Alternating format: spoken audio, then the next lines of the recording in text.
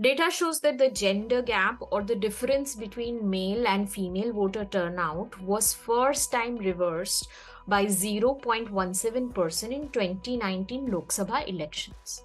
It was at a minus 16.71 percentage points in 1962 general elections.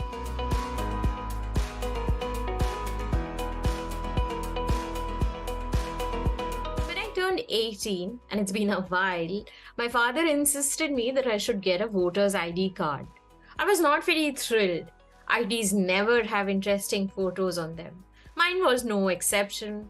I later realized, however, that the greater problem with the voter ID card was I had to vote soon. Whom should I vote for? I was told that I am an adult and free to make my own decisions.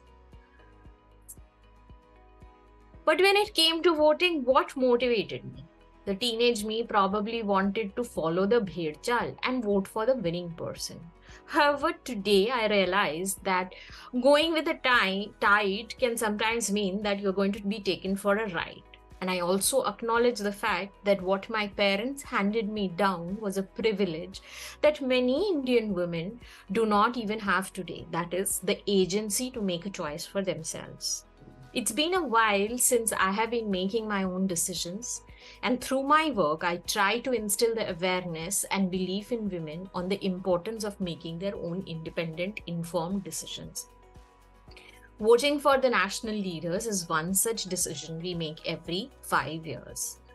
So, as a woman, do you take your vote seriously? Or do you wonder on the election day what change can that one vote make?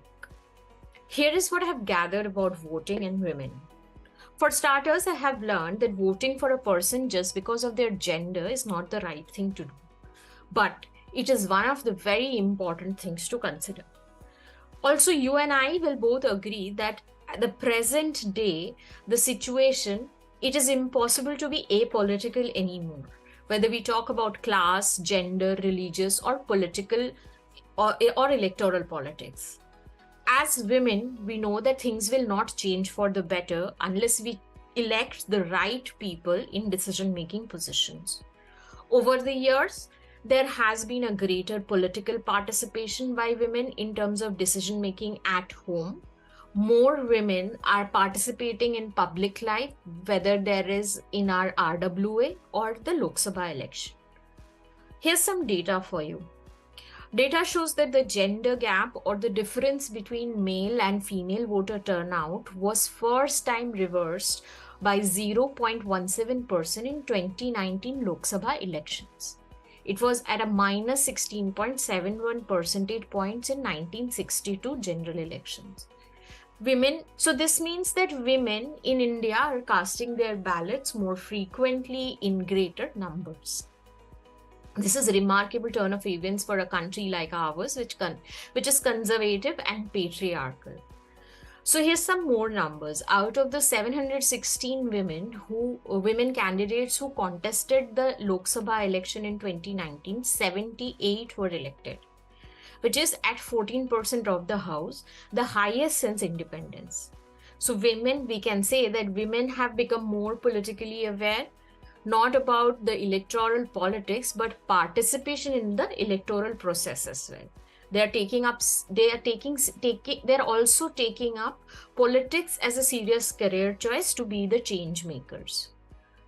So in terms of the global situation, where does this put us? The global average number of women ministers is at 24% of a given house.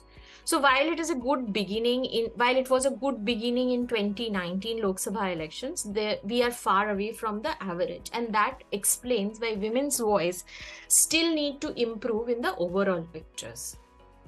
In the past, factors like lack of freedom of choice, of movement, traditional practices have restricted women from actively taking part in public life. The politics of patriarchy has tried its best to keep us away from decision making. It has instilled in us that politics is murky and family relationships will suffer if you enter it. While it is normal for men, women should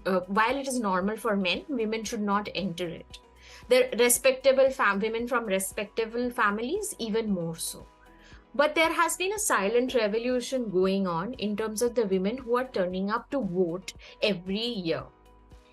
Indian women had the right to vote since the first general elections. But have political parties considered us as a critical vote bank? The answer is clear no. Women are always considered to be on the fringe. So, what political parties need to understand here is that what motivates men to the ballot boxes may not be the same for women, and that needs to be taken very seriously. The changes have to be visible on the grassroots. Just having a pink manifesto is not going to suffice. As the largest democracy, we are headed towards the Lok Sabha polls in 2024, and here are some critical things to consider before that. A woman's touch point are significantly more than a man's. When you put the focus on a woman, you can bring the change in her entire ecosystem. So women need to be considered as a critical vote bank. As per official data maintained by Lok Sabha or from the second election onwards, women have always had a better winnability factor. Data shows that elected women leaders are effective in the execution and implementation of policies. There is evidence of significantly higher growth in economic activities in constituencies which are led by women. Worldwide, COVID-19 also showed us that the countries which were led by women fared much better. There is certainly merit here in getting more and more women tickets to fight the elections. So, and as women, do we only vote for other women? So here is what I have to say. We will consider who or what will give us a better tomorrow.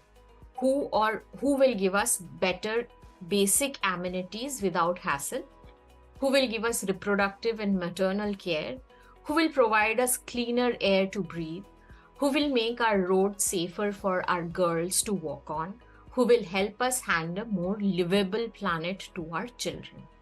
As data would suggest that women ministers have been able to provide the changes women are looking for. Therefore, women may naturally choose for women candidates over men.